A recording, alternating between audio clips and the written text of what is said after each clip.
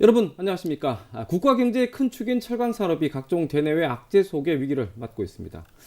철강은 포항의 지금을 만든 산업이다 보니 특히 악재의 직격탄을 맞고 있는데 경제계는 물론 정치계와 지역사회 할 것 없이 위기 극복을 위한 대책 마련에 한 목소리를 내고 있죠. 그런 와중에 포항과 관련한 각종 현안들도 쌓여가고 있는데 전반적인 상황을 좀 냉정히 보고 대책이나 방향성은 어떻게 잡아야 하는지 오늘 장효수의 파워 인터뷰에서 살펴보겠습니다. 정기국회 와중에 귀한 발걸음 해주셨습니다. 국민의힘 포항 남울릉 지역구 이상희 의원과 함께합니다. 오랜만에 뵙겠습니다. 네, 오랜만에 뵙겠습니다. 오랜만에 뵙겠습니다. 네. 자, 먼저 우리 지역 포항 시민들에게 인사 말씀 부탁드릴게요. 예, 포항 남울릉 주민 여러분 안녕하십니까? 여러분이 뽑아주신 국회의원 이상희입니다. 며칠 있지 않으면 이제 추석 명절인데 추석 명절 어떻게 잘 준비들 하고 계신지 모르겠습니다. 정말 한가위만 같아라라는 그런 말이 있습니다만 이번 명절 한가위처럼 풍성하고 또 친지들과 친구들과 손을 맞잡고 마음 넉넉하게 나누는 그런 명절 되시기 바라겠습니다. 반갑습니다. 네, 반갑습니다. 자, 국회에 입성한 지 이제 1년 반? 1년 반 정도 됐죠? 반 됐죠. 예, 반 정도 된 늦은 감이 있지만 그래도 전과 후 어떻습니까? 시간 너무 빨라요. 솔직하게. 이게 뭐 국회의원이라는 직이 이처럼 바쁘고 힘든 건지 사실 몰랐습니다. 몰라고 뭐 남들 많은 분들이 그런 얘기들을 많이 하십니다만은 욕도 많이 먹는 직업이고. 근데 이런 것 같아요. 어항 속의 붕어인 것 같아요. 어항 속의 붕어. 예. 왜냐 그러면은 저도 국회의원이기 전에 사람인데 좀 쉬고 싶기도 하고 어디 가서 좀 마음 먹고 마음 놓고 친구들하고 술도 한잔 하고 싶고 이런데 참 이게 시선이 그렇게 부담이 돼요. 그렇죠. 쉬지도 못하고 어쨌든 뭐 여러분이 저를 선출해 주신 거는 지역 경제, 지역에 대한 현안들 이런 것들 잘 해결하라고 또 뽑아 주시는 만큼 게을리해서는 안 된다는 그런 생각에 잠을 잘 못 잡니다. 사실. 건강이 중요합니다. 예, 이게 예. 뭐 체력절이니까 그죠? 건강은 괜찮습니다. 괜찮습니까? 예. 예. 정말 다행입니다. 뭐 오늘은 뭐 지역 현안을 얘기하는 자리니까 굳이 정치권 얘기는 자제하는 걸로 하겠습니다. 자, 앞서도 제가 문을 열면서 철강 산업 얘기를 했었는데 마침 또 국회 철강 포럼 공동 대표이기도 네, 하시니까 그렇습니다. 좀 더 냉정하게 좀 들여다봐야 되겠죠. 자, 우리 철강 산업 어떻게 철강 보십니까? 산업은 이게 우선 인식이 잘못됐습니다. 왜 잘못됐냐 그러면은 어떤 분들이 그러더라고요. 철강 산업 그러니까 사양 산업 아닌가 이렇게 이야기를 하더라고요. 철강 산업은 절대 사양 산업이 아닙니다. 그럼요. 철강이 없으면 집도 못 만들고 도로도 맞습니다. 못 맞습니다. 달고 예. 건물도 못 짓고 뭐 그렇습니다. 이 철강 산업은 국가 기관 산업의 가장 중추적인 핵심입니다. 쌀이죠, 산업의 쌀. 예, 산업의 쌀이라고 부를 만큼 그런데 지금 이 철강 산업이 송두리째 지금 흔들리고 있다. 그것도 이 포항 같은 경우에는 대한민국 철강 산업의 심장이라고 이야기하지 그렇죠. 않습니까? 맞습니다. 1969년대 포스코가 첫 삽을 뜨고 1973년도에 현대의 현대적인 용광로가 만들어져서 쇳물이 비로소 나왔습니다. 네. 그것 때문에 대한민국이 철강의 대한민국으로 됐고 또 대한민국의 근대화에 일조를 하게 된 것이죠. 불변의 사실이죠. 예. 예. 그런데 이걸 이제 중국산 저가 공세부터 시작해서 그다음 여러분 잘 아시다시피 미국의 관세 50% 이렇게 되고 또 다른 나라들은 이 철강에 대해서 굉장히 좀 보호를 많이 하고 있습니다. 기가 산업으로. 그런데 이런 것들이 되지 않고 있단 말이죠. 그래서 이번 경우에 이런 외풍들 또 내풍들 건설 경기 하락 이런 것들로 인해서 철강 산업이 많이 흔들리게 될 수밖에 없는 구조였다. 지금 심각한 상황입니다. 예. 그래서 최근에 의원님께서 철강산업특별법을 발의했는데 이른바 K스틸법. 예. 자, 일단 위기 극복의 한 대안으로 볼 수 있다고 지금 현재로서는 그런 대안인데 이 특별법의 핵심 포인트. 오늘도 뭐 철강 관련해서 토론을 네네. 하고 왔습니다만은 대다수 발제자들 그리고 토론자들이 하는 얘기가 이 K스틸법이 지금 가장 중요한 골든타임이다 이렇게 이야기를 합니다. 지금이 중요한 이게 왜 골든타임이다. 골든타임이냐 그러면 앞서도 말씀을 드렸다시피 우리가 이 산업이 국가 기관 산업, 국가 전략 산업으로 다시 한번 인식을 해야 되는 그런 그렇죠, 중요한 그렇죠. 시기가 왔다. 맞습니다. 그리고 탄소 중립에 대한 전환 이 문제도 가장 대두가 되고 있고 또 여기에 대해서 저가 공세에 대한 중국산 저가 공세에 대한 대응을 해야 되기 때문에 이 KST법이 국가 기관 산업을 하기 위한 가장 주춧돌이다. 이 법이란 그 자체가 하나의 반석을 하나 놓은 것이다. 이렇게 네. 이제 해석을 하고 있고요. 그래서 이 KST법이 이러한 중국산이라든가 미국 관세라든가 그다음 탄소 중립이라든가 이런 데 있어서 일종의 그런 외풍을 막는 방파제 역할을 할 것이다. 이렇게 볼 수가 있습니다. 쉽게 말씀을 드리자면은 네. 이제 KCT법으로 인해서 대한민국 철강산업 보호받아야 된다. 더 이상 물러날 곳이 없다. 이렇게 이제 보시면 될 것 같습니다. 이 법안은 사실 여야 구분이 없지 않습니까? 네, 여야 구분이 없습니다. 네. 특히 이제 이 법안 자체가 발의되고 준비를 작년부터 했거든요. 그러니까요. 민주당 어기구 의원 당진입니다. 현대제철소에는 네. 같이 발의를 했고 공동 대표 발의를 했습니다만은 이런 철강 산업에 대한 위기 인식이 같이 공유가 되다 보니까 106명의 여야 의원들이 공동으로 발의 찬성 투표를 했습니다. 이건 국가 경제니까. 예, 뭐 정쟁이 아주 치열하고 갈등과 대립이 심합니다만 이번 철강 문제만큼은 여야가 같이 먹고 사는 문제 해결하자, 철강 산업에 대한 경쟁력을 다시 확보자 이런 인식들이 가장 강하게 작용했다 봐야겠죠. 네, 특히나 이제 포항 시민들 입장에서는 뭐 철강 산업, 철강 위기 때마다 나오는 게 얘기가 뭐 포스트 철강 시대, 또 혹은 철강 의존도가 높은 포항의 산업 구조를 좀 바꿔야 된다 이런 이게 좀 얘기가 계속 나오고 있지만 이게 사실 당장 되는 것도 아니지 않습니까? 당장 되는 건 아니죠. 법안 내용 안에 법안 내용에 보면은 철강 산업 경쟁력 강화 특별위원회를 설치하게 되어 있습니다. 그 안에 대통령이 위원장을 하게 되어 있고요. 네. 그래서 전체적인 녹색 철강 기술 지정이라든가 R&D 그리고 세제 지원, 예타 이런 예타 면제 이런 규제를 좀 철폐하는 그런 내용들이 많이 들어가 있습니다. 네. 그래서 뭐 각종 산업 지원 재편까지도 달리는 그런 특례된 얘기가 들어가 있는데 문제는 아까 말씀하셨다시피 산업 구조 전환 이게 시급하다. 그러니까요. 이런 얘기인데 이게 뭐냐 그러면은 소위 말하자 그러면은 이 기업의 인수합병이나 설비 통폐합 추진할 때 공정거래법상 담합이라는 규정이 있습니다.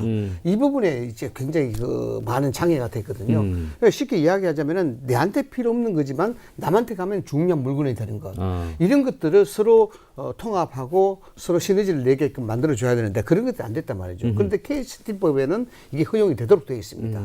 그래서 쉽게 담합이라는 규제에서 한 발 물러나서 상호 시너지를 낼 수 있고 저쪽에 핵심적이지 않은 것들이 우리 쪽에 왔을 때 핵심적이 된다 그러면은 설비 통합을 하게 되고 구조 개편을 같이 하게 되는 그런 부분들이 들어가 있기 때문에 시너지하고 원가 절감 효과를 많이 기대할 수 있지 않느냐 이렇게 볼 수가 있습니다. 그 어떤 분들은 좀 오해를 하세요. 이렇게 산업 구조 재편을 하자 그러면은 뭐 철강을 버려야 된다는 말이냐? 그렇죠. 이건 말은 이 말은 아니잖아요. 철강을 버리자는 말은 아니지 않습니까? 철강을 버릴 수 그 버릴 수는 없는 거고. 자, 그래서 최근에 이제 포항이 산업 위기 선제 대응 지역으로 지정이 됐고요.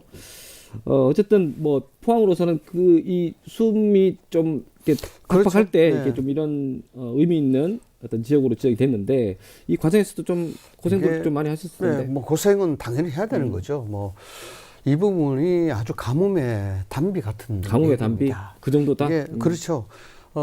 쉽게 말씀을 드리자 그러면 산업위기 선제 대응지의 선정은 산업위기 붕괴적인 조짐이 있을 때 정부가 거기에 대한 안정적인 인프라를 만들어주는 먼저 대응해라. 먼저 대응하는 그런 어떤 효과를 만들어주기 위해서 정해진 그런 제도입니다. 여기 되면은 뭐 어느 정도 좀 숨통이 좀 트일 수가 있죠. 뭐 자세한 얘기를 좀 더 이따 드리겠습니다만은 이 부분도 작년부터 계속해서 이러한 위기가 아마 올 것이다라고 많은 학자들 전문가들이 지적을 했습니다. 그래서 미리 이런 부분들은 준비를 해야 되겠다라고 생각을 했고 또 포항시에서도 이런 부분들을 인지를 하고 있었고 그래서 산업부를 만나서 산업위기 선제 대응 지정에 대한 부분들을 수차례 산업부 차관도 만나고 뭐 장관도 만나면서 포항 지역의 철강 위기에 대한 상황 이런 것들을 많이 이야기했습니다. 포항 같은 경우에 철강 산업에 대한 경제적인 의존도가 70%가 넘습니다. 그러니까 맞습니다. 그렇기 때문에 이게 철강 산업 흔들리게 되면은 전체적인 경제가 붕괴 조짐을 할 수가 있거든요. 그래서 사전에 대응을 해야 된다. 그런 측면에서 약간의 뭐 부침이라든가 고생은 있었습니다만은 그래도 나름대로 그런 효과가 있었던 그런 지정이었다 이렇게 볼 수가 있습니다. 실질적인 혜택이라면 좀 어떤 게 좀 있을까요? 이게 일단 철강 산업이 효율합니다. 철강 산업이 효율하고 이 긴급 자금이라든가 금융 지원 이런 것들이 이루어지는 것인데 철강 산업이 효율을 하게 되면 여기 이제 AI가 들어가게 되고 수소 환원 제철이 들어가게 되고 이런 신성장 동력을 적극적으로 육성할 수 있는 일종의 시간을 좀 많이 벌게 되는 겁니다. 시간을 많이 벌게 되고 여기에 따라서 이제 규제 특구 확대라든가 연구 개발에 대한 실증 사업의 집중이라든가 그다음에 연구기관과의 협력 강화 뭐 이런 것들을 할 수 있는 그런 모멘텀이 좀 만들어지게 되는 것이고요. 그렇다면 좀 체질이 좀 바뀔 수도 있겠네요. 체질도 많이 바뀌게 되고 근본적으로 포항 경제 체질을 바꾸는 겁니다. 그래서 긴급 자금 금융 지원이 다 이루어지기 때문에 그러한 것들을 뒷받침할 수 있는 구조가 되는 것이고 또 이에 따라서 포항의 이제 광점이라 그러죠. 해양 해양하고 바이오 자원은 이런 것들을 이용해서 융합 산업이라든가 해양 레저 관광 프로젝트 이런 것들에 대한 새로운 축을 만들어가는 그런 도시의 미래 먹거리를 만드는 그런 어떤 계기로 활용할 수가 있다. 이렇게 이제 볼 수가 있습니다. 네. 예. 자, 우리 포스코 얘기, 뭐 포스코가 또 철강 산업의 중심이니까 포스코 얘기를 나온 네. 김에 또 지역 현안 또 짚어보겠습니다. 사실 이제 기업의 사회적 역할 또 가장 중요한 게 지역 사회와의 상생 아니겠습니까? 최근에 이제 좀 이슈가 됐던 걸 보니까 포스코 직원 기숙사 이전 예. 이게 확정이 되면서 이제 좀 어떤 지역과 지역 사회와 기업 간의 좋은 상생 모델이 좀 본 것 같은. 사실 이거 출발부터 예. 논의 출발부터 여러 가지 또 우여곡절도 있었지 않겠습니까? 뒷얘기 좀 해주시죠. 예, 상생이라기보다 저는 융합 모델이다. 융합 이렇게, 모델? 이렇게 쓰고 있습니다. 예, 그 말이 맞을 것 같아요. 네. 우리가 철강 산업 이야기를 하는데 좋은 철강, 강한 철강이 나기 위해서는 여러 가지 혼합 요소들이 융합이 돼야 됩니다. 융합. 그래야 좋은 좋은 철강이 나오는 거죠. 마찬가지로 기업과 시민과의 관계도 그런 융합적인 관계가 굉장히 중요합니다. 네. 포스코와 포항과의 관계는 이런 융합적인 부분에 있어서는 조금 소홀했지 않나 소홀했다? 그런 생각이 됩니다. 그래서 알게 모르게 수십 년 전부터 이미 뭐 반세기가 됐습니다만은 포항 시민과 포스코와는 뭔가 모르게 괴리감, 위화감 이런 것들이 좀 있었다고 볼 수가 있죠. 때려야 뗄 수는 예, 예. 없지만 그래서 이번에 이제 기숙사 문제는 이게 진짜 깜짝 놀랐습니다. 생각보다 포항 시민들의 반응이 너무 좋았습니다. 아, 그럼요. 네, 너무 좋고 여기 환영의 일색이었고 그래서 바로 이것이 제대로 우리가 지금 이 부분을 공략하는구나라는 그런 생각이 들어서 느껴봤습니다. 동촌 기숙관인데 네, 네. 1인 1실에서 4인 기준에서 800이었어요. 예, 800개입니다. 동촌 생활관인데 원래 2022년부터 이게 이제 새롭게 33년 됐거든요. 꽤 됐네요. 예. 33년 됐는데 포스코 본사에 있는 그쪽에 위치해 있는데 다시 한번 뭐 신축을 한다는 그런 얘기가 있었고 24년도에 이 설계한다는 그런 얘기가 있었습니다. 그래서 이거는 잘 바로 캐치했네요. 융합할 수 있는 좋은 모델이 될 수 있겠다 싶어서 제가 장인환 회장님을 만났습니다. 그때 같이 자리한 사람이 강석훈 산업은행장 당시에 네. 같이 세 사람이 같이 이제 식사를 하면서 여러 가지 얘기 나눴죠. 장 회장님도 생각이 포항과 포스코는 융합이 돼야 된다. 이 생각에 적극 동조를 하셨고 융합이라는 공감을 해 주셨습니다. 그래서 그 융합의 모델로서 이 동촌 기숙사 이 부분을 포항시 안으로 들어오는 것이 어떠냐 이렇게 제의를 했고 그 자리에서 그렇게 되면 같이 유대를 강화할 수 있는 좋은 계기가 될 수 있다 싶어서 그 자리에서 장인환 회장님이 긍정적으로 검토하겠다 이런 얘기를 해 주셨습니다. 그래서 다행히 이것이 현실화됐죠. 이제. 네. 예. 그 과정 속에서는 이제 주민들의 뭐 해당 지역 주민들은 또 일단 이주를 해야 되는 부분들도 좀 있을 텐데 우여곡절은 좀 없었습니까? 뭐 장소를 가지고 뭐 여러 가지가 있었죠. 뭐 송도로 해야 된다, 해도로 해야 된다 이런데 원래 이제 이게 이제 1인 1실 4개 동으로 해서 800씩 규모인데 송도, 해도, 오천 뭐 이쪽으로 나눠서 이렇게 하기로 했습니다. 올터면 당초는 분립하기로 했는데 그래서 그렇게 되면 더 많은 지역에 포스코에 대한 기숙사가 가지 않겠냐 이렇게 보는데 해도로 한 것은 여기에 도심 공동화 현상이 아주 맞습니다. 심합니다. 네, 맞습니다. 정주 여건 자체가 굉장히 파괴가 돼 있고 거기에 운하가 있습니다만은 여기에 대해서 활성화가 되지 않고 있는 문제가 있어서 이런 문제를 가만히 생각하다 보니까 도심의 가장 공동화 현상이 심화되게 나타나는 해도 쪽에 이 동촌 기숙사를 신축을 한다 그러면은 여기에 상권이 다시 부활할 수 있겠다 이런 생각이 들고 그로 인해서 젊은 사람들이 많이 왔다 갔다 하게 되고 맞습니다. 그로 인해서 또 운하 이 부분들이 뭔가 다른 시너지 효과를 낼 수 있는 좋은 계기가 될 수 있겠다. 이렇게 해서 해도로 하는 것이 맞지 않겠나 이렇게 생각했고 이것이 이제 주민들의 협조로 그렇게 됐다라고 말씀을 드릴 수가 있습니다. 결국 이제 그 해도하고 이제 송도가 지금 요즘 또 뜨고 있지 않습니까? 예. 결국 이제 이 뜬다 지역의 그러더라고요. 도시 재생, 예. 그럼 또 상권 회복에게는 큰 뭐 시너지가 나올 것 같아요. 보시면 아시겠습니다만은 아주 뭐 수십 년 된 노후주택들로 가득 차 있지 그렇죠. 않습니까? 예, 이런 부분들을 도시 재생에 지금 프로젝트가 들어가 있습니다. 들어가 있는데 앞으로 이제 그것을 추이를 좀 지켜봐야 될 것이고요. 해도 송도는 포스코 우리 철강도시 포항과는 뗄래야 뗄 수 없는 부분입니다. 여기에 대해서 포스코에 대한 환경적 영향을 가장 많이 받았고 또 포스코가 부흥하는데 발전하는데 가장 많은 역할을 했고 또 포스코의 소위 말하는 애환이 가장 많이 녹아있는 맞습니다. 지역이 바로 해도입니다. 그 해도 뚝으로 해서 행상 네. 뚝으로 해서 그 사연들이 얼마나 많은데요. 절비에 있고 거기서 소주 한 잔씩 하고 이야기를 하고 나도 예. 그런 때가 있었습니다. 맞습니다. 예, 예. 자, 이번에는 우리 또 국회 입성 전부터 늘 강조해온 또 문화 예. 관광 분야 좀 비전을 좀 공유해보는 시간을 갖겠습니다. 자, 해양 레저 관광 도시로 우리 포항이 또 선정됐지 않습니까?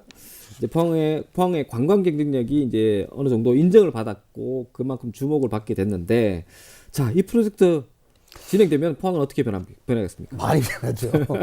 뭐 장 앵커께서 그걸 기억해 주시니까 너무 고맙습니다. 아, 그럼요. 이건 뭐 제가 가지고 있는 소신이기도 하고 철학이기도 하고 제가 나아가야 될 정치적 방향이기도 합니다.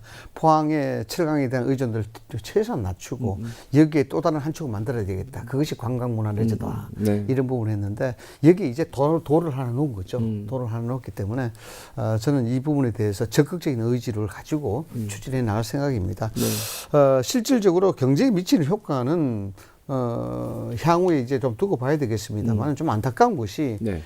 일전에도 한번 지적한 바가 있습니다만 포항에는 해안과 도시가 밀접한 아주 특유한 그 환경을 가지고 있고 저 장기에서부터 시작해서 해안선이라든가 그렇죠. 이런 것들이 예. 너무너무 이쁩니다. 맞습니다. 그래서 그것을 관광 자원화 시킨다 그러면은 대한민국 어디보다도 가장 경쟁력 있는 그런 것이 되지 않을까 생각이 됩니다. 그래서 이 부분을 작년에 프로젝트가 들어갔고 여기에 대해서 이제 해양수산부가 공모전을 했었는데 상당히 좀 이게 가능할까라는 그런 생각도 있었습니다만은 여수하고 경합이 아주 치열했었거든요.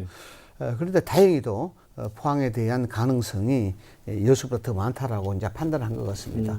특히 이제 보기에는 뭐 죽도 시장에 대한 부분, 네. 그다음에 호미곶 일출, 그다음 영일만의 바다 이런 것들이 굉장히 중요한 요소로 작용하게 되고 이것이 본격적으로 되게 되면은 저기 환호에서부터 시작해서 영일대 해수욕장 이쪽으로 시작해서 송도와 구도심을 잇는 관광백터가 하나 만들어지게 되는 겁니다. 그다음에 그 복합마리나 호미 반도에는 복합마리나 이 시설이 들어가게 되고 해양예술공원도 들어갑니다. 뭐 송도 같은 경우에는 뭐 두말할 나위가 없죠. 여기 이제 뭐 아주 뭐 문화관광시설로 들어가게 되고 또 여기에 따라서 민자투자가 활발하게 이루어집니다. 뭐 1조 원 이상이 아마 민자투자가 이루어지게 될 것 같은데 거기 되면은 민자투자가 하게 되면은 여기에 적극적 지원이 또 따라집니다. 지원금도 따라지게 되고 그러니까 그만큼 민자 투자가 쉬워진다는 것이죠. 네. 그렇게 되면 송도에 특급 호텔이 들어서게 되고요. 그 레저 센터도 들어서게 되고 뭐 이 아시다시피 대관람 큰 거 이런 것도 들어서게 돼서 본격적인 해양 레저 문화도시로 갈 수 있는 발판이 완전히 만들어집니다. 10년간 이제 장기적인 프로젝트를 가지고 하는데 많이 이제 달라질 걸로 이제 봅니다. 예. 그 궁금한 게 이제 당초에 이 의원님께서 이런 부분에서 여러 가지 구상도 많이 했을 텐데 좀 접목이 많이 되는 부분입니까 어떻습니까? 전봉이 많이 되죠. 아직까지 이거 가지고는 좀 미흡합니다. 미흡한 게 왜 그러냐 그러면은 이제 호미곶 같은 데는 일출로 유명하기 때문에. 그렇죠. 특화돼 있는 예. 여기서 호미곶 일출이라든가 호미반도에 해양 레저 그런 시설도 들어가고 공원도 들어갑니다만은 뭐 장기 쪽으로부터 시작해서 구릉포로 이어지는 그 해안선 거기에 군데군데 있는 그 해수욕장 시설들. 맞습니다. 이런 것들을 어떻게 잘 관리하고 개발해내느냐. 이게 또 관건이 있습니다. 거기에는 뭐 천여 자원들입니다. 천여 자원들이고 양포 같은 데는 아주 수십 년 전에 대한민국의 4대 미항으로 뽑힐 정도로 이쁜 그럼요. 그런 마을입니다. 지금도 이뻐요. 예. 예. 그래서 그런 것들은 우리가 가지고 있는 천혜의 관광 자원이기 때문에 이익과는 뭐 레저 문화도시 선정과는 또 별개로 그것을 관리해내고 또 개발해내는 그런 작업들을 좀 해나가야 될 것 같습니다. 네. 예. 뭐 저뿐만 아니고 우리 지역민들이 대부분이 자 이런 좀 좋은 그림 속에 그 저 멀리에서 영일만 대교가 있으면 좋겠다. 예. 어디까지 와 있습니까 지금? 아유, 이 얘기만 하면 한 시간을 넘게 해야 되는데. 네. 간결하게. 우선 뭐 정부가 지난 2차 추경에서 영일만 되기 위해서는 전액 삭감했습니다. 전액 삭감했는데 이제 문제가 되고 그런데 이게 이제 예산 삭감한 것도 문제지만은 여기에 대응하지 못한 포항의 정치권도 자성해야 되고 행정권도 자성을 해야 된다는 것입니다. 뭐냐 그러면은 이게 노선이 확정되지 않았다라는 것이죠. 이게 저희 주민들이 저희 사무실에 와서 하는 얘기가 이게 도대체 무슨 얘기냐. 노선이 정해지지 않았다니 뭐냐. 이게 시작을 그럼 언제 했는데? 시작을 언제 했는데 벌써 10년이 다 돼가는데 그래서 저도 사실 초선이기 때문에 잘 몰랐습니다. 그래서 살펴보니까 네. 이게 뭐 공사비라든가 등등의 이유로 인해서 노선이 결정이 되지 않은 상태였습니다. 그러니까 우리가 풀어서 이야기하자면 노선이 결정이 안 되는데 예산이 들어갈 리가 없지 않습니까? 노선이 결정이 되고 공사액이 산출이 되고 그에 따라 설계가 나오고 공사액이 산출이 되고 배상이 들어가고 공사가 들어가는 이런 플로우를 진행해야 되는데 노선이 결정이 안 됐으니까 예산이 들어가는 게 이게 문제가 되죠. 그래서 이 부분은 좀 심각합니다. 그래서 이 국토부라든가 여기 담당하는 그런 관에서 포항 시민들에게 새롭게 변경될 노선이 어떤 것인지, 왜 또 노선이 변경돼야 하는지, 그럼 그동안 노선에 대한 부분들이 이루어지지 않았던 일들, 이런 것들을 포항 시민에게 소상하게 이야기할 책임과 의무가 있습니다. 그래서 포항 시민들 설득을 시키고, 빨리 그 공사를 빨리 시작해야 되거든요. 그럼 노선이 빨리 결정해야 됩니다. 네. 그래서 포항 시민들에게 동의를 구해야 되거든요. 야, 어디서부터 어디까지 새롭게 노선을 하겠습니다. 아니면은 기존 노선을 이렇게 추진하겠습니다. 이렇게 네. 있어야 됩니다. 그래서 그런 것들을 좀 명쾌하게 투명하게 시민들한테 밝히는 그런 절차가 중요하다. 또 내년에 보니까 설계비하고 설계보상비가 285억이더라고요. 이게 반영이 됐는데 이게 올해 내로 이 노선이 결정이 되지 않으면은 이 예산 또한 불용이 됩니다. 이렇게 자꾸 불용이 되게 되면은 영일만 대교 사업이 이 불신이 됩니다. 불신이 되기 때문에 그냥 자체가 그냥 사라질 자체가 수가 있다. 붕괴될 수도 있습니다. 그러니까 이건 빨리 좀 이뤄내야 될 그런 부분입니다. 의원님뿐만 아니고 어떤 정치권들의 역할이 이럴 때 좀 빛을 좀 발했으면 좋겠습니다. 예, 예. 네. 자, 이번에는 또 우리 울릉 주민들도 방송을 좀 지켜보시니까. 그럼요. 네. 예. 자, 울릉 현안들도 우리 관심 있게 지켜보시는데 좀 현안도 참 많습니다. 최근에 아주 이제 많죠, 울릉도. 최근에 이제 울릉도 가셔가지고 네, 정책 갔다 왔습니다. 간담회도 예. 열었다고 하던데 일단 우선 울릉 주민들은 뭐 이동권, 교통권 이런 또 해상 교통 복지 이런 부분에는 아주 갈증이 많거든요. 이 교통 문제는요, 울릉도 주민분들한테는 의료, 교육, 경제 이런 거와 직결된 문제입니다. 그러니까요. 이게 뭐 단순히 교통수단 이런 문제가 아니거든. 생존에 대한 문제입니다.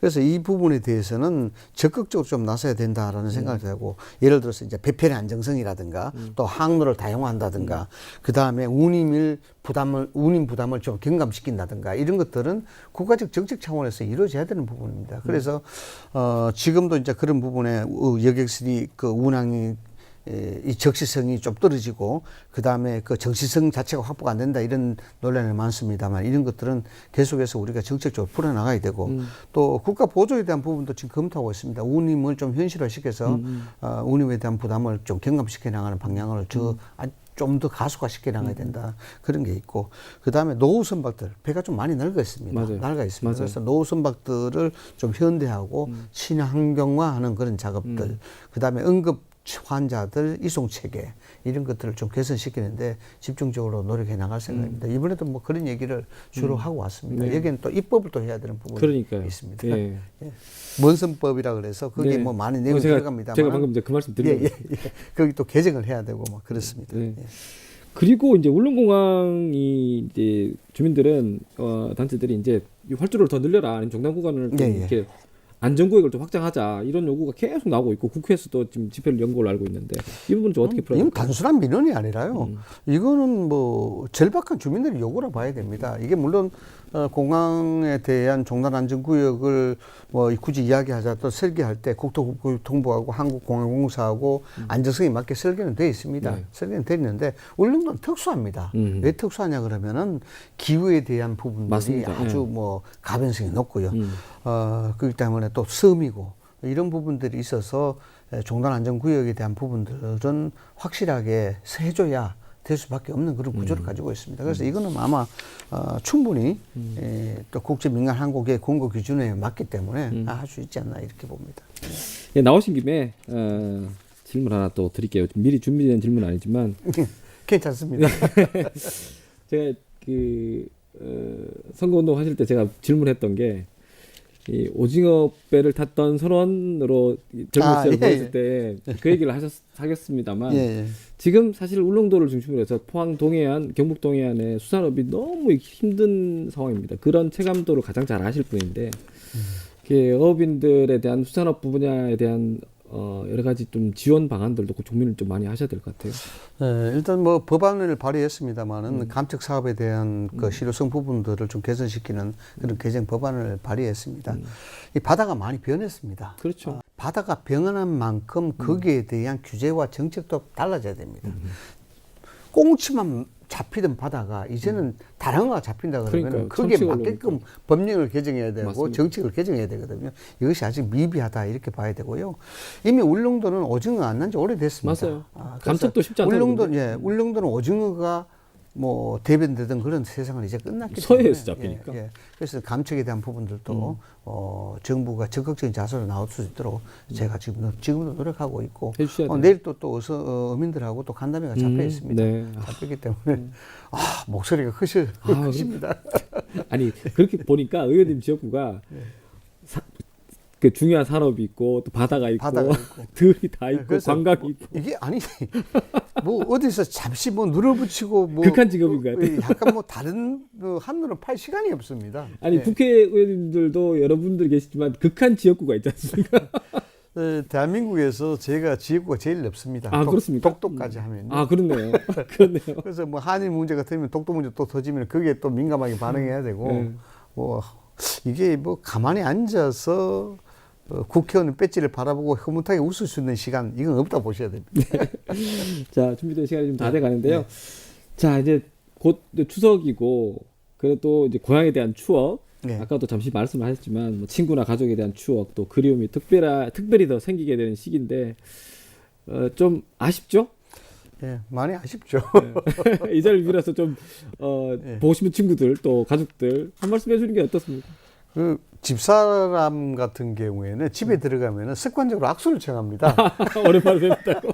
악수를 청하고 이게 습관이 돼 있어서 그래서 집사람하고 가끔씩 웃어요. 그렇겠네요.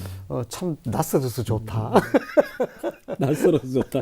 이런 얘기도 하고 있고 친구들은 아무래도 어떤 친구들은 모든 것을 용납해 주는 친구들이 있는 반면에 섭섭해하는 친구들이 많죠. 그래서 네가 국회의원까지 됐는데 아무래도.